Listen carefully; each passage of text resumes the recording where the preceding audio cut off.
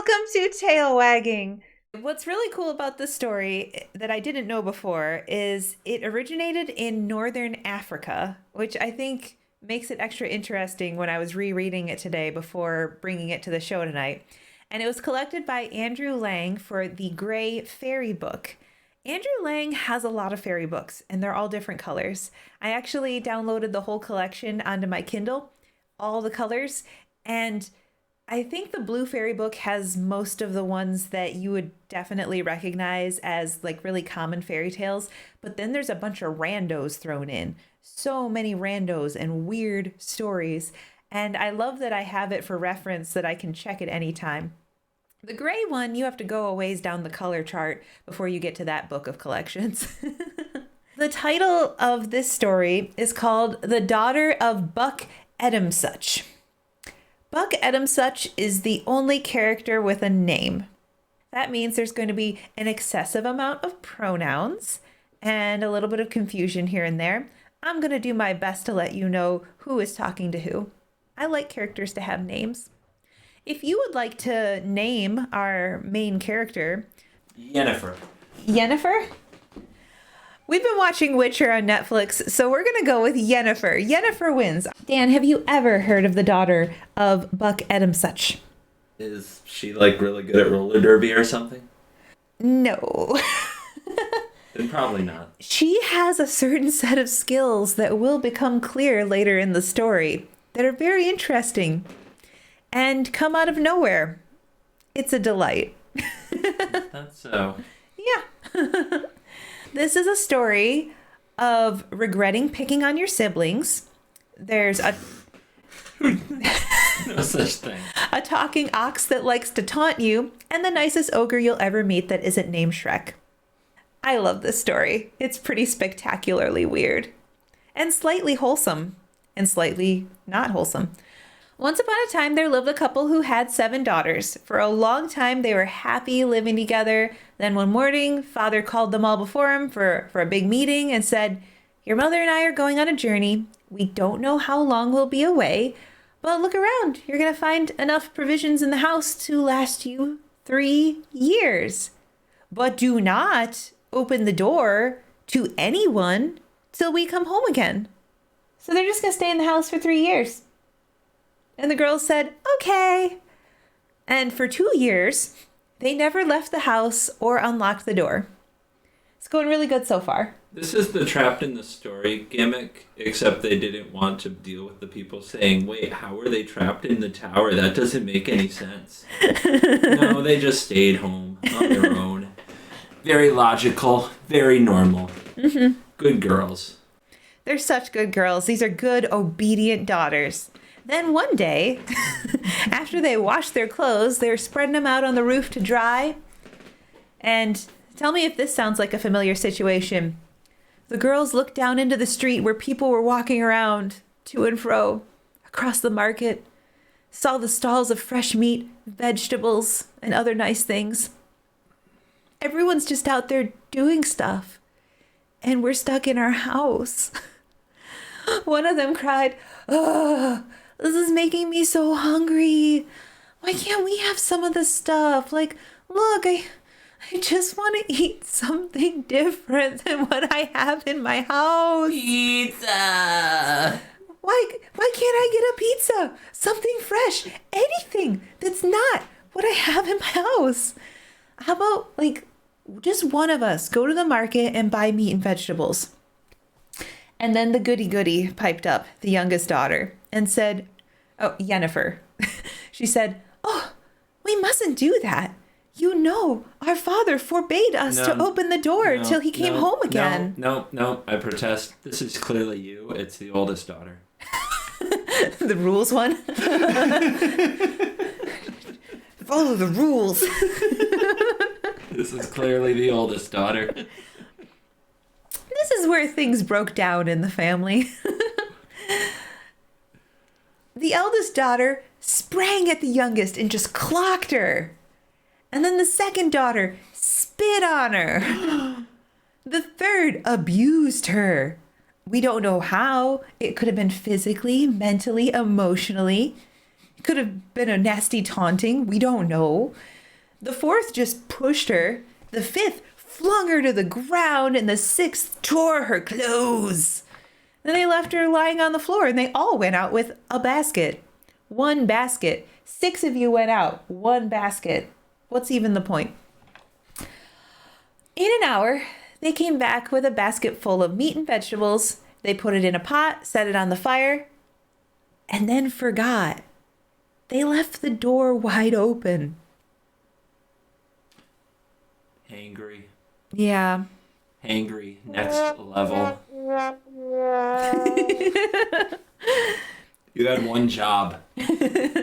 One job. You messed it up. Now, the youngest, Yennefer, is not okay with any of this. And when dinner was ready and the table was laid, like, she helped with the chores, but then she's like, I'm not doing this. She snuck out into the hall and hid behind a big barrel that stood in the corner. So not only is she not participating in mealtime, she's gonna go hide for reasons. Being attacked? Yeah, but she apparently had to help with the chores first because of a sense of morality. I don't know. Still you. Yeah. So, while the other sisters are enjoying their feast, a witch passed by. We found a witch, Master Mary. Catching sight of the open door, she walked in. Message to the listeners. This is why you don't leave your door open. A witch could walk in at any time. You don't know. Mm-hmm. The witch goes up to the oldest girl and says, "Where shall I begin with you, ya fatty?" Actually, she used a different term. She used the term, "you fat bolster," which I learned is a pillow cushion. Okay. The eldest says, "You must begin with the hand that struck my little sister." So the witch gobbled her up. And when the last scrap had disappeared, she came to the second and asked, "Where shall I begin on you? If you want, I can change it. My pillow cushion." It's not better. The second answered, "You must begin with my mouth, which spat on my sister." See, there's so much regret now. And so on with the rest. And very soon, all 6 of them disappeared. I have to assume the witch eats like Garfield style, just throwing it all in there, because the youngest is hiding behind the barrel the entire time, just frozen in terror. As the witch is eating the last mouthful of the last sister, the youngest runs through the open door into the street. In most horror movies, you get caught because you keep looking back. She does not look back at all. She runs and runs as fast as her feet could carry her until she saw an ogre's castle standing in front of her. And she did what she's good at so far, which is she hides. In a corner near the door, she sees this big pot, and she just kind of creeps up and goes in the pot and pulls the cover over. And then I guess she's really tired from running, so she falls asleep. The ogre comes home. What do you think's going to happen? Eats it. The ogre takes a different approach, which is very surprising. The ogre wears it for a hat. That's possible. "Fee, fo, fum," cried he. "I smell the smell of a man. What ill fate has brought him here?" He looks through all the rooms. He doesn't see anybody. And he says, "Where are you?" "Don't be afraid. I'll do you no harm." But the girl was still silent. Like, the ogre says, "Please, come on out. Like, hey, I know I'm a big old ogre. I look real scary. That's okay. Your life is quite safe. If you are an old man, you shall be my father. If you're a boy, you shall be my son. If we're like the same age, you shall be my brother. If you're an old woman, you shall be my mother. If you're a young one, you'll be my daughter. And if you're middle-aged, you shall be my wife." But anyway, come on out and fear nothing. Obviously, I just want you to be my family. Strange person hiding in my house. The maiden, who we have named Yennefer because of Witcher on Netflix. So she comes out of her hiding place and stands before the ogre. And the ogre gently reaches out, puts some hair behind her ear, and says, "Fear nothing." I love this ogre. Gross. He's a nice ogre. So whenever he went away to hunt, he left her to look after the house. And in the evening, he'd come back and he'd bring with him all the stuff like rabbits, partridges, gazelles. And that's all for the girls' supper because the ogre only cares for the flesh of men, which she cooked for him. So they have a great relationship. He brings her food that she'll eat. She cooks for him the food that he'll eat, not minding the cannibalism. And they have a lovely working relationship as a family. He also trusted her with the keys of 6 rooms. But there was another key, a 7th key, which he kept for himself. Time goes on, and the girl and the ogre live together. And she called him father, and he called her daughter. And he was so nice. He was never rough with her. Everything was cool. And so one day, Yennefer finally asks, Father, give me the key of the upper chamber. The ogre said, No, my daughter, there is nothing there that is any use to you. And she said, But I want the key. The ogre just kind of pretends he doesn't hear. The girl began to cry. And she said to herself, Tonight, when he thinks I'm asleep, I'm just going to watch and see where he hides it. So after dinner, she said goodnight, left the room, and then in a few minutes, she snuck back in and watched from behind a curtain because she's super good at stealth and hiding. She saw the ogre take the key from his pocket and hide it in a hole in the ground before he went to bed. And when all was quiet, she took the key and went back to the house. So the next morning, the ogre wakes up at dawn, per usual, and the first thing he does is look for the key. It's gone. He knows what probably happened, but instead of going into a great rage like some other ogre would have done, he says to himself, you know what? If I wake her up, I'm only going to frighten her. For today, she can keep the key. When I come tonight, I'll take it back. So he went off on his hunt like normal. And as soon as he was out the door, the girl runs upstairs and opened the door of the one room she couldn't get in. And there's nothing in it. It's just bare. There's this one window which is closed. So she throws back the curtain and opens up the window and looks out and sees a garden. There's a garden in this neighborhood that belongs to a prince. And she's just kind of overlooking it. And in the garden is an ox who is drawing up water from the well all by himself.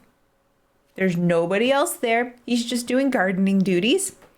And the ox raised his head when he heard the window open and says to the girl, Good morning, O daughter of Buk Ettemsuch. Your father is feeding you up until you're nice and fat, and then he'll put you on a spit and cook you.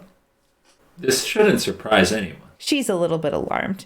These words frightened her so much that she burst into tears and ran from the room. All day long, she's crying. And then when the ogre came home that night, no supper was ready. And he's like, Hey, daughter, why are you crying? Also, where's my supper? And also, did you go upstairs into the room I didn't want you to go in? And she says, Yeah, I went in that room. And he's like, Okay, tell me. What did the ox say to you? He said, Good morning, O daughter of Buk Ettemsuch. Your father's feeding you up till you're nice and fat, and then he's going to put you on a spit and cook you. Ugh, made me feel terrible. And like any good dad, he says, Well, tomorrow you can go to the window and say, You know what? My father is feeding me up till I'm nice and fat, but he does not mean to eat me. If I had one of your eyes, I would use it for a mirror and look at myself before and behind, and your girths should be loosened and you should be blind. 7 days and 7 nights. Yennefer says, Wow, Dad, Epic. gosh, that's pretty weird.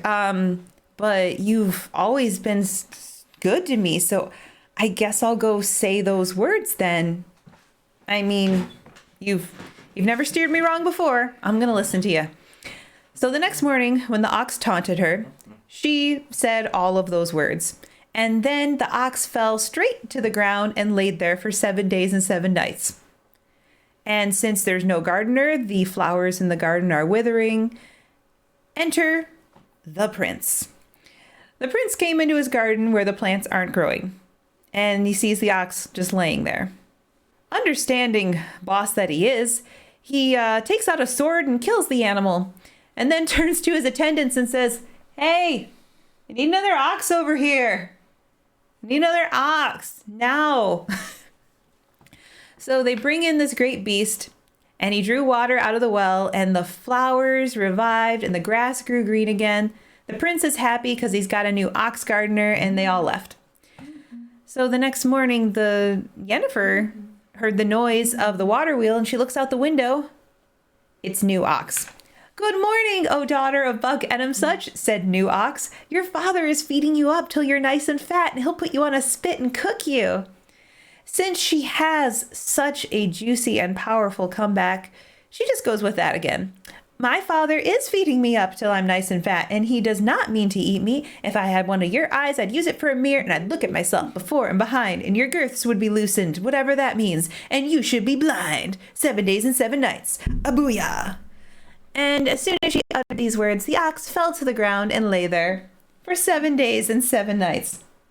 This is Lupin, in case you're wondering. Lupin is a mischievous 5-month-old who wants to be in everything and all the time. Like, "Are you doing a thing? I want to be in the thing you're doing." After the 7 days and 7 nights, the ox just woke up and started drawing water from the well again. And he hadn't been doing it very long when the prince decided, "I'm going to go visit my garden and see how the new ox is doing." And he sees the ox is working, but the flowers look bad. The grass is dried up. Maybe this ox sucks at gardening. I don't know. So the prince draws a sword, like, "This is how I fire people." And he rushes at the ox to slay him. And the ox falls to his knees and said, "My lord, spare my life. Let me tell you what happened." And the prince says, "Okay, what happened?" "My lord, a girl looked out of that window and she said some stuff to me. It was weird. I fell to the ground. Don't know why. 7 days, 7 nights, couldn't move. Obviously, I'm okay now, but what I really need you to know from the story is how beautiful this maiden is." And the prince is like, "Liar, an ogre lives there. Why would a beautiful maiden live there?" And the ox says, "Why not? If you come here at dawn tomorrow, hide behind that tree, you can see for yourself. I'm super good at taunting her." Prince says, "Fine. But if you're not telling the truth, I'm going to kill you." And so the prince left the garden. Ox went on with his work, and the next morning they executed their super secret spy plan. Prince is hiding, and as soon as he gets in his spot, the maiden throws open the window. Ox says, "Good morning, O daughter of Buk Ettemsuch. Your father's feeding you up till you're nice and fat, and he'll put you on a spit and cook you." And then she said that weird stuff again. I'm not going to repeat it. And hardly had she spoken when the ox fell to the ground, and she shut the window and went away. But not caring about what happened to the ox at all, the prince knew what the ox said was true, and probably stepped on the ox on the way back to his house. What he knew in his heart was that Yennefer is super hot and had no equal in the whole world. So the prince, his heart is burning with love based on this single encounter. A heart full of love. A heart full of you. Yeah, except she's not singing back. But the biggest question on the prince's mind is, why hasn't the ogre eaten her? She looks like edible. He decides to make a plan. He's going to invite the ogre over for dinner and just, see if she's available. Like, she his wife. Like, what's the dealio, yo? Can I get them digits? The prince ordered a great ox. I don't think it's the same one, just another rando great ox in his kingdom, to be slain and roasted whole, and 2 huge tanks to be made, one filled with water and one filled with wine. We're going to have an epic party. Toward the evening, he calls his attendants, and they all go to the ogre's house, and they're just kind of like waiting in his front yard till he comes home from hunting, being kind of weird. The ogre was really surprised to see a party on his lawn, but he's such a nice guy. He bows politely and says, "Good morning, dear neighbors. To what do I owe the pleasure of this visit? I have not offended you, I hope." It's not a homeowners association problem, right? Like, We good? Like, I built this place a long time ago. Oh, certainly not, says the prince. Ogre says, then what's brought you to my house then today? For the first time ever. Well, we've been neighbors for a long time, and we would like to have supper with you. Ogre says, well, supper's ready. Come on in. I got a really good cook. The ogre leads the way into the house. He'd had a really good day. He had plenty of game from his hunting. They quickly prepared the table. The prince chose a spot and sat down. I'm guessing it's all set. And then the prince has a eureka moment and he says, Buk Ettemsuch, why don't you come to supper with me? Ogre says, where? In my house. I know it's all ready. The ogre's like, but it's so far away. Why not stay here where the food is right now? And the prince says, oh, I'll come another day, but tonight I have to be your host. So the ogre is very polite and he accompanies the prince and his attendants back to the palace. And after much water and wine and feasting, the prince turns to the ogre and says, hey, I got to level with you. It is as a wooer that I appear before you. That's a direct quote. I seek a wife from an honorable family. Woo, woo, woo. Woo, woo, woo. I need to woo, woo, woo. And you got someone I want to woo. And the ogre says, I don't have a daughter. And the prince says, yeah, you do. I saw her at the window. She looked real good. The ogre says, well, you can marry her if you wish. What an accommodating ogre. The prince's heart was glad, and he and his attendants rode back with the ogre to the house. And as they parted, the prince said, you'll not forget the bargain we've made, right? Ogre says, I never break my promises, and went in and shut the door. Upstairs, he found Yennefer. She was waiting until he got back to have supper because she didn't like eating by herself. Aw, that's really sweet. And the ogre's like, oh, sweetie, please eat. Don't wait on my account. I had supper. I already ate. Yeah, he already ate. Yeah. I have to eat dinner yet. He's like, I've had my supper. I've been spending the evening with the prince. And the Yennefer asks, where did you meet him? Oh, my front yard. Actually, we're neighbors. We grew up together. And tonight I promised you'll be his wife. And she says, I don't want to be any man's wife. But the story says this is only a pretense. Her heart is too glad. I feel like maybe she said what she felt, but the story claims she's really happy about this arrangement. So we're going to pretend that she's just trying to be nice and not want the ogre to think she wants to leave because she likes him so much and they've got this great relationship. I'm really into the ogre. I think the ogre is great. Next morning early came the prince and he brought all these gifts and splendid wedding garments and he carries the maiden back to his palace. But before she left, the ogre called Yennefer to him and she said, and he had these parting words of advice. Be careful, girl. Never speak to the prince. And when he speaks to you, you must be mute, unless he swears by the head of Buk Ettemsuch. Then you may speak. And the girl says, very well. Is that something you would say in everyday life? If you just, by the head of Buk Ettemsuch, would you come to that naturally in conversation? It's possible. Not as possible for our prince, as we're going to find out. Random, but it's really random. I have to get pretty lucky. Why does he think anyone would do this? But these are the ogre rules, and Yennefer loves ogre. Ogre loves Yennefer. We're going to follow the rules. So they set out together, Prince and Yennefer, and when they reached the palace, the prince led his bride to the room he prepared for her. I'm guessing he painted the walls pink, assuming that's her favorite color. And he says, speak to me, my wife. And she's silent. And eventually he's like, okay, and he leaves. Maybe she's shy. I don't know. I mean, I did just take her from her home. Maybe she needs a little time to get acclimated. But the next day, the same thing happened. And the day after that. And the day after that. At last, he said, well, if you won't speak, I'm going to go get another wife who will. And he did. I guess they're easy to come by. The end? Nope. When the new wife... When the new wife was brought to the palace, Yennefer rose and spoke to the ladies who had come to wait on this new bride. And she can talk to other people, just not the prince. And she says, "Hey, go sit down. I'll make the feast. I'm really good at it." And the ladies are like, "Okay, I don't like doing work. We'll sit down and watch you work. That's okay."